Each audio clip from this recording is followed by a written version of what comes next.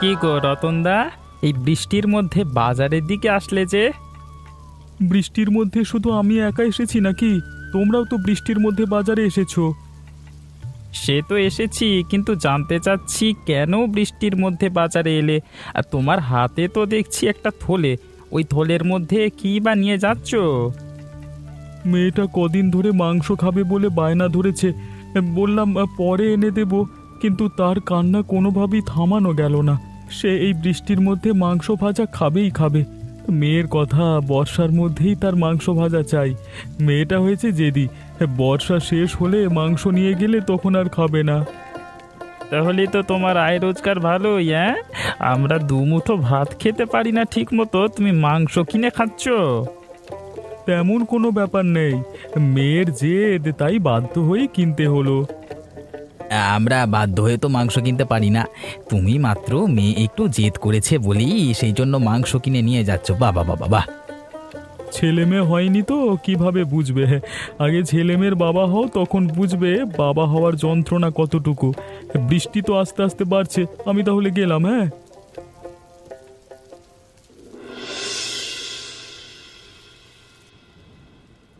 তোমাকে কত করে বললাম এমন বর্ষার মধ্যে বাজারে যেতে হবে না, বৃষ্টি কমে গেলে তখন যেও। সেই তো আমার কোনো কথাই শুনলে না, ভিজেই তো ফিরলে। গিয়েছিলাম তো ছাতা নিয়েই, বৃষ্টি হঠাৎ এমন করে বেড়ে গেল, ছাতা কিছুই মানল না। এমনভাবে বাতাস এবং বৃষ্টি বইতে শুরু করলো, মনে হচ্ছে ছাতা সহ আমাকে উড়িয়ে নিয়ে যাবে। সেই জন্য তো বললাম এই ঝড় বৃষ্টির মধ্যে বাইরে বের হইও না। দেখোনি মেয়েটা কত করে জিদ করেছে। এখন যদি আমি বাজারে না যেতাম, তাহলে মাংস আনতাম কোত্থেকে মেয়ের জন্য? এমন করে মেয়ের জেদ সবসময় শুনতে হয় না। তুমি তো আর বাবা নও, আমি হচ্ছি মেয়ের বাবা। মেয়ে কিছু বললে, না এনে দিতে পারলে, সেটা আমার কতটা খারাপ লাগে তুমি কি বোঝো? তা আমার মেয়েটা কই? ওকে তো দেখছি না। তোমার মেয়ে হয়তো বা কারোর বাড়িতে খেলতে গিয়েছে, ঝড় বৃষ্টির মধ্যে এখনো ঘরে ফেরেনি। কি বলছো তুমি? এত ঝড় বৃষ্টির মধ্যে কার বাড়িতে আছে? চিন্তা করতে হবে না, হয়তো বুড়িমার বাড়িতেই আছে। সেখানে ছাড়া তো আর কোথাও যায় না। তাহলে কি আমি মাংসগুলো রান্না করে ফেলবো নাকি? না না গিন্নি, মাংসগুলো এখন রান্না করো না, মাংসগুলো হাঁড়ির মধ্যে রেখে দাও। মেয়েটা আসলে প্রথমেই মাংস দেখতে চাইবে। তুমি যদি এখনই মাংসগুলো রান্না করে ফেলো, তো দেখতে না পেয়ে আবার জেদ করবে। আমার সাথে এত কিছু হলে আমি এত সামলাতে পারবো না বাবু। তোমার মাংস রান্না করতে হবে না তোমাকে। আচ্ছা ঠিক আছে, আমি রেখে দিচ্ছি। তোমার মেয়ে আসুক, তারপর ওকে দেখিয়ে রান্না করব। এই ভোলানাথ দা, এই রতনের প্রতিবেশী হয়ে একটা ঝামেলার মধ্যেই আছে। সালা নিজে তো শান্তিতে থাকছে, আমাদের শান্তিতে থাকতে দিচ্ছে না। কেন রে লালটু, রতন আবার কি করলো? ও, এই রতন কি করলো সেটা এখনো তুমি বুঝতে পারছো না? আরে না না, আমি তো কিছুই বুঝতে পারছি না। তুই কি বুঝতে পারছিস সেটা আমাকে বল, তাহলে তো আমিও বুঝতে পারবো। মাঝে মাঝে কিছু কথা দাদা তুমি বুঝেও বোঝো না। ওই রতনের জন্য তোমার আমার দুজনের ক্ষতি হবে, সেটা কি তুমি বুঝতে পারছো না? আরে আমি অত তোর মতো বুঝি না রে, একটু বুঝিয়ে বললে তো বুঝি বাবা। ওই রতন প্রত্যেক দিন ভালো ভালো বাজার করে সেগুলো বাড়িতে নিয়ে রান্না করে। তা আমাদের বাড়িতে সেই রান্নার ঘ্রাণ চলে আসে সারাক্ষণ। সেইগুলো নিয়ে আমার বউ কানের কাছে ঘ্যান ঘ্যান ঘ্যান ঘ্যান ঘ্যান ঘ্যান করে কথা শোনায়। আজকে নিশ্চয়ই আর আস্ত রাখবে না, বউয়ের কথা শুনতে হবে। তুই এই একটা মনের কথা বলেছিস রে, তোর বৌদিরও একই অবস্থা। সারাক্ষণ বলে রতন একা মানুষ, এত কাজ করে, তোমরা দুই ভাই মিলে কি করো? কিছুই কি করতে পারো না? হ্যাঁ, রতনকে দেখো, দিয়ে কিছু শেখো।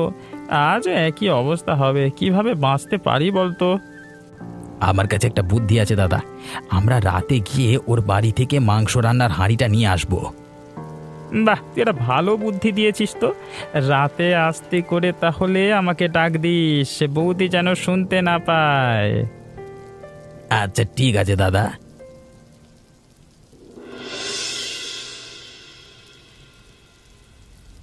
আমার বাবা কত ভালো বাবা, দেখেছো মা? আমি বলেছিলাম বাবা আমার কোনো কথাই শুনবে না, আমার জন্য মাংস আনবে না। এখন দেখেছো কার কথা শুনেছে বাবা? হ্যাঁ, তোর কথাই শুনেছে, আমার কোনো কথাই শুনছে না। শুনবেও না। আমি যে বাবার মা, আমার কথাই তো বাবা শুনবে। বলো বাবা শুনবে না? তুমি তো আমার মা, তোমার কথা না শুনে আমার উপায় আছে বলো? তোমার কথা তো আমার শুনতেই হবে। হ্যাঁ বাবা, তুমি আর আমি এক দলে। মায়ের কথা তুমি কখনো শুনবে না। আমি হচ্ছি তোমার বড় মা। এখন থেকে তুমি আমার সব কথা শুনবে। হ্যাঁ হ্যাঁ শুনবে। আনে এখন তুই বল মাংস খাবি কিনা? মাংস রান্না তো প্রায় হয়ে এসেছে। এই সব মাংস আমি একা খাবো। রান্না শেষ করো। এখন অল্প একটু খাবো, তারপর বাকিটা রাতে খাবো। কাল সকালে খাবো, দুপুরে খাবো, খেতেই থাকবো। এই মাংস থেকে তোমরা একটুও ছুঁয়ে দেখবে না।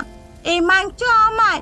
যদি তোমরা কেউ ভুলেও আমার মাংস খেয়ে ফেলো, তাহলে কিন্তু আমাকে আবার নতুন করে মাংস এনে দিতে হবে। হ্যাঁ রে মা, তোর সব কথাই আমি শুনবো। শুনেছো? তোমার মেয়ের কথা শুনেছো? লাই দিয়ে দিয়ে মেয়েটাকে মাথায় তুলে ফেলেছো। আহা গিন্নি, মেয়েটা হয়তো অনেক বেশি করেই মাংস খেতে ইচ্ছে করেছে, সেই জন্যই সবটা নিজে খেতে চাইছে। সমস্যা নেই মা, সবটা তুই খাবি, তোর জন্যই সবটা রেখে দেওয়া হবে। এই তো আমার ভালো বাবা। আমার বাবা পৃথিবীর সবচেয়ে ভালো বাবা।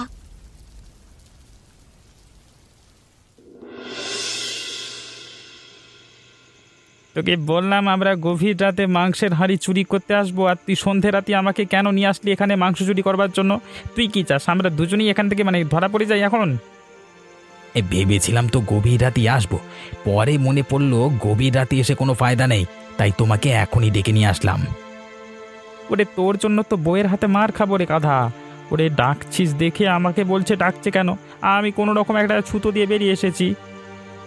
অন্যদিকে আমার বউ আমাকে জ্বালাচ্ছে, পাশের বাড়ি থেকে মাংসের ঘ্রাণ আসছে। কার জন্য? তার জন্য আমার জ্বালা আবার কি করব বলো? তার জন্য এত সন্ধ্যা সন্ধ্যা চলে আসবো যদি ধরা পড়ে যাই? সেই জন্য সন্ধ্যায় আসিনি। যদি রাত করে আসি, দেখা যাবে মাংস সব ওরা খেয়ে ঘুমিয়ে আছে, তখন এসে খালি হাতে ফেরত যেতে হতো, কোনো মাংসই পেতাম না। তার জন্যই বুদ্ধি করে সন্ধ্যায় চলে আসলাম। ও আচ্ছা, এই ব্যাপার। এতক্ষণে তাহলে বুঝতে পারলাম। তুমি আমার বড় হয়েছো ঠিক, তবে তোমার মাথা ভর্তি বুদ্ধি হয়নি দাদা। আমি কিন্তু তোর বড়, হ্যাঁ, আমাকে অপমান করিসনি। আচ্ছা ঠিক আছে ঠিক আছে, আস্তে কথা বলো। ঘরের মধ্যে ওরা হয়তো জেগেই আছে, এখনো রাতের ভাত খায়নি। তার আগেই চলো দুজনে গিয়ে রান্নার হাঁড়িটা নিয়ে আসি। চল চল, তবে আস্তে আস্তে সাবধানে যেতে হবে আমাদের। হ্যাঁ হ্যাঁ হ্যাঁ, সাবধানে এসো।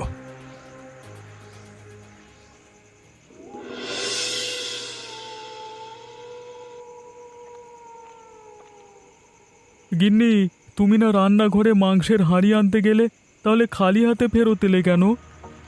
কিভাবে যে তোমাকে কথাটা বলবো। আহারে, তুমি এভাবে আমতা করছো কেন? মাংসের পাতিল কেন আনলে না সেটা বলো। আমরা দুজন মাংস খাবো বলে বসে আছি। কিভাবে যে তোমাকে কথাটা বলবো, আমি রান্নাঘরে গিয়ে দেখি মাংসের হাঁড়িটা সেখানে নেই। কি বলছো তুমি গিন্নি? তুমি কি পাগল হয়ে গেছো নাকি? রান্না করতে গিয়ে মাংসের হাঁড়ি কোথায় যাবে? তুমি ভালো করে খুঁজে দেখেছো তো, নাকি না খুঁজে এখানে এসে বলছো খুঁজে পাচ্ছি না? আমি কি অন্ধ হয়ে গেছি নাকি? এইটুকু তো রান্নাঘর, সবটাই আমি ঠিকঠাকভাবে খুঁজে দেখেছি, কোথাও সেই মাংসের হাঁড়িটা খুঁজে পাচ্ছি না। এ কি বলছো? মাংসের হাঁড়িও কি চুরি হয়ে যেতে পারে নাকি? নাকি কুকুর এসে খেয়ে নিল?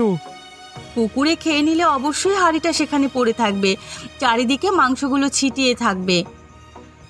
এর আগে কখনো শুনিনি তো মাংসের হাঁড়ি চুরি হয়ে যেতে। আজব একটা ব্যাপার। তাহলে কি আমি মাংস খেতে পারবো না বাবা? দেখছিস না মাংসের হাঁড়ি চুরি হয়ে গেছে? তাহলে মাংস কিভাবে খাবি বুঝতে পারছিস না?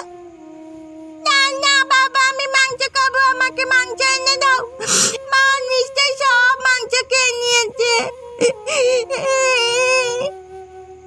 শুনেছ তোমার মেয়ের কথা? আরে আরে, ওর কথা তুমি ধরছো কেন? বাচ্চা মানুষ, তুই কাঁদিস না। আমি তোর জন্য নতুন মাংস এনে দেব। আমি এটাও দেখে ছাড়বো কারা এই মাংস নিয়েছে।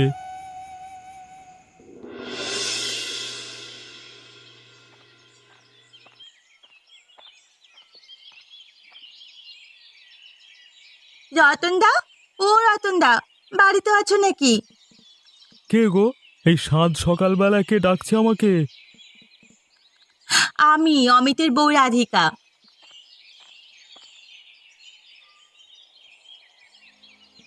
কি গো রাধিকা বৌদি, এত সকাল সকাল তুমি আমাদের বাড়িতে হঠাৎ কি মনে করে? কিছু হয়েছে নাকি? বড় বিপদে পড়ে আপনার কাছে এসেছি। আপনার মাসতুতো ভাই অনেক অসুস্থ। কোনো কুল কিনারা আর না পেয়ে শেষ পর্যন্ত আপনার কাছেই আসলাম। এছাড়া তো আর কোনো উপায় ছিল না। কি বলছো? অমিত এত অসুস্থ? আমি তো তা জানি না। তোমাদের আরো আগে আমাকে জানানো উচিত ছিল। আমি থাকতে তোমরা এত চিন্তা করছো কেন? আরো আগে আপনাদের জানানো উচিত ছিল, কিন্তু তখন অত বেশি অসুস্থও ছিল না, এই জন্য আপনাদের জানাইনি। এখন অবস্থা আগের চেয়ে আরো একটু খারাপ হয়ে গেছে। কোনো সমস্যা নেই, আমার এখানে এসে ভালোই করেছো। আমি থাকতে তোমাদের আর কোনো চিন্তা নেই। যা দরকার আমি বুঝবো। অমিত তো আমারই ভাই, মাসতুতো ভাই হয়েছে তাতে কি, ভাই তো ভাই হয়। আপনাদের ভরসাতেই এখানে এসেছি। কোনো সমস্যা নেই, তবে আমি বর্তমানে একটু ঝামেলার মধ্যে আছি। কি ঝামেলা? কি ঝামেলার মধ্যে আছি সেটা তোমাকে পরে বলবো। আপাতত আমি অমিতকে দেখতে সেখানে যেতে পারবো না, পরে সেখানে যাব। তোমার যে সাহায্য দরকার সেই সাহায্য এখন আমি করছি। তুমি যাও, ওখানে গিয়ে ওর চিকিৎসা করাও। আপনাকে যে কি বলে ধন্যবাদ দেব দাদা। ধন্যবাদ দিতে হবে না, ঘরে তোমার বৌদি আছে, যাও খেয়ে দে তারপর যেও।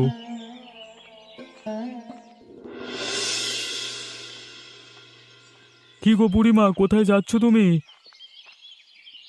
জানিসই তো আমার নির্দিষ্ট কোনো জায়গা নেই। যেখানে যাব আমার কাজ হচ্ছে সারা গ্রাম ঘুরে বেড়ানো, মানুষের খবর নেওয়া। এছাড়া আমার আর কোনো কাজ নেই। তা তুই কোথায় যাচ্ছিলি রতন? বুড়িমা, আমি তো তোমার বাড়িতেই যাচ্ছিলাম। কেন রে রতন, আমার বাড়ি কি কাজে যাচ্ছিলি? আজকাল তো তোমাকে দেখাই যায় না। কতদিন আগে আমার বাড়িতে গিয়েছিলে, তা কি মনে আছে নাকি ভুলে গেছো? আমি তোদের বাড়িতে ঠিকই যাই, তুই তো কাজ কামে ব্যস্ত থাকিস, সেজন্য তোর সাথে দেখা হয় না। মালতীকে গিয়ে জিজ্ঞেস কর আমি যাই কিনা। ও আচ্ছা, সেই জন্যই হয়তো তোমাকে দেখতে পাইনি।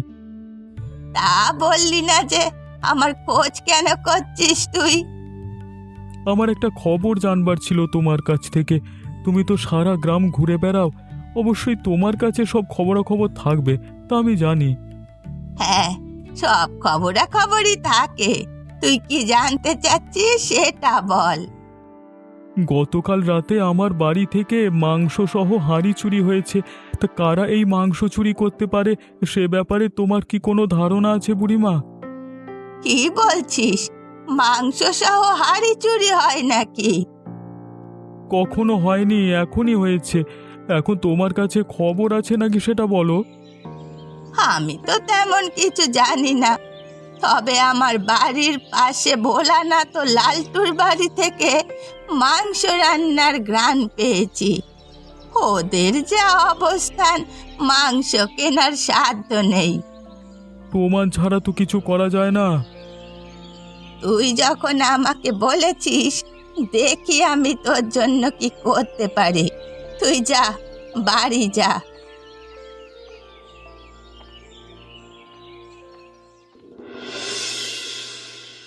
গ্রামবাসী সবার হঠাৎ করে কি হলো কিছুই তো বুঝতে পারছি না। আমাদের সাথে এমন আচরণ করছে কেন? কি বলছো দাদা তুমি? আরে আমারও তো একই অবস্থা। এই জন্যই তো আমি তোমার সাথে কথা বলতে চাচ্ছিলাম। হঠাৎ করে কি যে হয়ে গেল, কেউ তো আমাদের দোকানে আসছে না, আমাদের দোকান থেকে কিছুই ক্রয় করছে না। আমি তো কিছুই বুঝতে পারছি না। গ্রামবাসী সবাই আমাদের এড়িয়ে চলছে। যারা আমাদের সব সময়ের খদ্দের ছিল, এখন দেখছি তারাও আমাদের দোকান থেকে দূরে দূরে সরে যাচ্ছে, অন্য দোকান থেকে জিনিসপত্র ক্রয় করছে। আমারও একই অবস্থা দাদা। এমন চলতে থাকলে আমাদের অবস্থা যে নাজেহাল হয়ে যাবে। সামান্য এই দোকানদারি করেই তো আমাদের সংসারটা চলছে। যদি কোনো মতে দোকানগুলো বন্ধ হয়ে যায় তাহলে গিন্নিদের কথায় বাড়িতে আর থাকা যাবে না।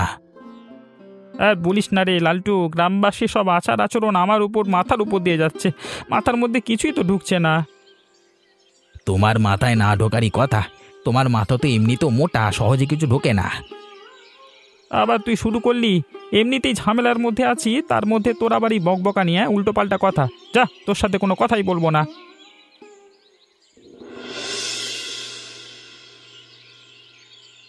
বুড়িমা, তোমার কাছে কি কোনো জাদু আছে নাকি? কিরে রতন, আমার কাছে আবার জাদু আসবে কোত্থেকে?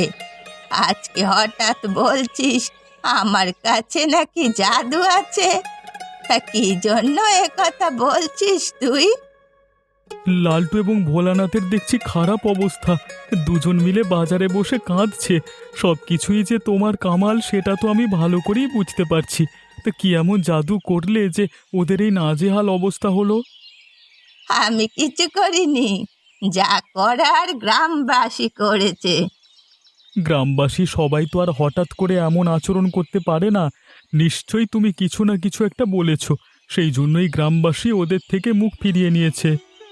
আমার তো কাজই হচ্ছে সত্যের পথে থাকা, অন্যায়কে খুঁজে বের করা। সেজন্যই আমি দেখছি কিভাবে গর্ত খুঁড়ে অন্যায়কে টেনে বার করতে পারি। তুমি ওদের এই হাল কি করে করলে বুড়িমা, বলো তো আমাকে একটু। আমি তেমন কিছুই করিনি।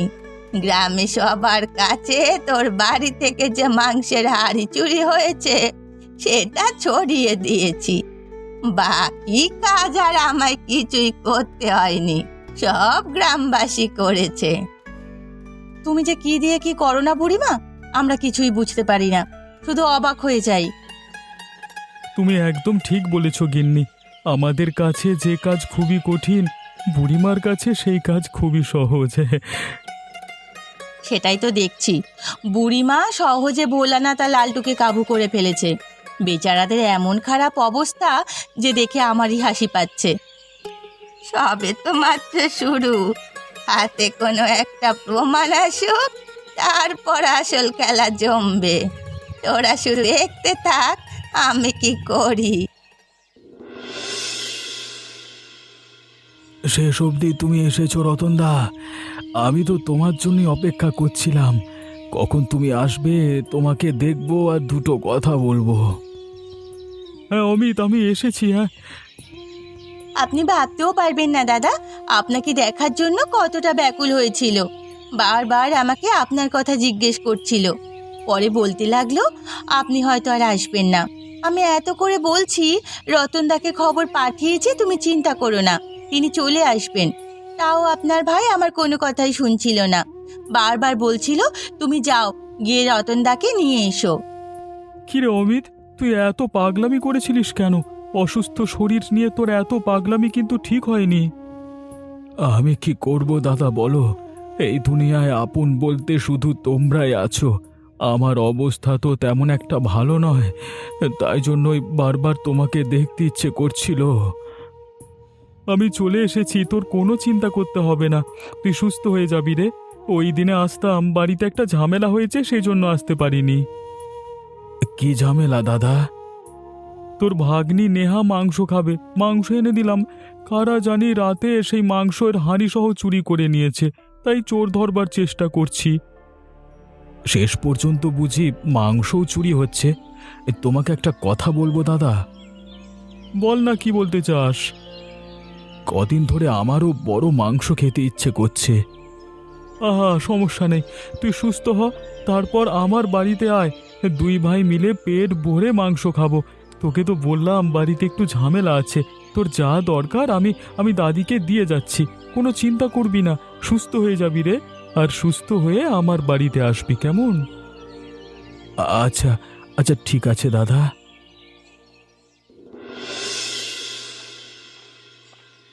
রতন, এই রতন, বাড়ি আছিস নাকি? তোর জন্য একটা ভালো খবর নিয়ে এসেছি, এদিকে আয়, শুনে যা। বাবা, ও বাবা, বুড়িমা তোমাকে ডাকছে, এদিকে এসো তো।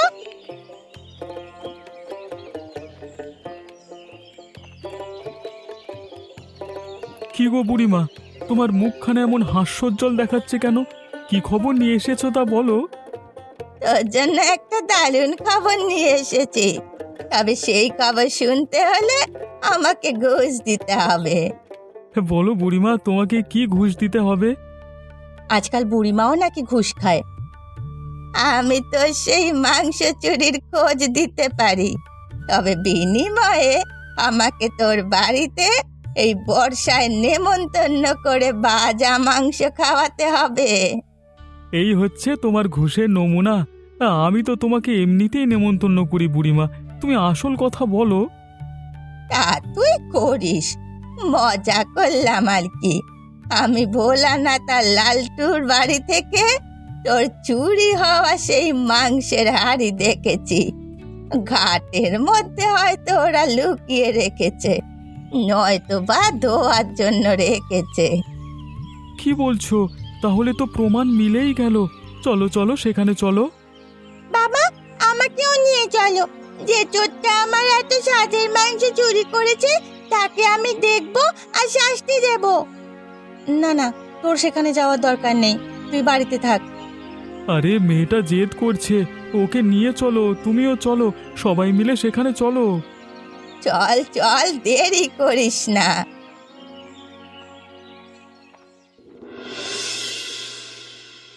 কি হলো কি? তোমরা সবাই মিলে এভাবে আমাদের বাড়িতে জড়ো হয়েছো কেন? জড়ো হয়েছি কেন সেটা এখন বুঝতে পারছিস না? অন্যের বাড়ি থেকে মাংসের হাঁড়ি চুরি করতে তো ভালোই পারো, তা কেন এসেছি সেটা বুঝতে পারো না? এসব কি বলছো তোমরা? ফাও কথা বলো না। শুধু শুধু এখানে এসে আমরা যে তোমাদের বাড়ি থেকে মাংসের হাঁড়ি চুরি করেছি তার তার কি প্রমাণ আছে? প্রমাণ ছাড়া আমরা কোনো কাজ করি না হে। যাও তো বুড়িমা, প্রমাণটা নিয়ে এসো তো।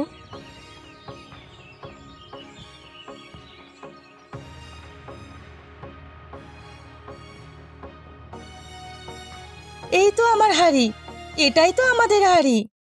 কিরে ভোলানাথ, লালটু, প্রমাণ হলো তো? আমাদের ভুল হয়ে গেছে, তোমরা আমাদের ক্ষমা করে দাও, আমরা আর কখনো এমনটা করব না। না না বাবা, এদের ক্ষমা করবে না। আমি যে মাংস খেতে চেয়েছিলাম এরা সেগুলো চুরি করেছে। চোরদের শাস্তি দাও। এমনিতেই আমরা অনেক শাস্তি পাচ্ছি, গ্রামের সবাই মিলে আমাদের শাস্তি দিচ্ছে। আমাদের দোকান চলছে না, কোনো খদ্দের নেই, অভাবে মরছি। তোমরা দয়া করে নতুন কোনো বড় শাস্তি দিও না। রতন, ওরা এমনিতেই শাস্তি পাচ্ছে, তা সত্য কথা। তাও ওরা যেহেতু এত বড় অন্যায় করেছে, ছোট আকারে শাস্তি দে ওদের। বুড়িমা, তুমি যেহেতু বলছো সেহেতু আমি আর কিছু বলবো না। তুমিই বলে দাও ওদের শাস্তি কি হতে পারে।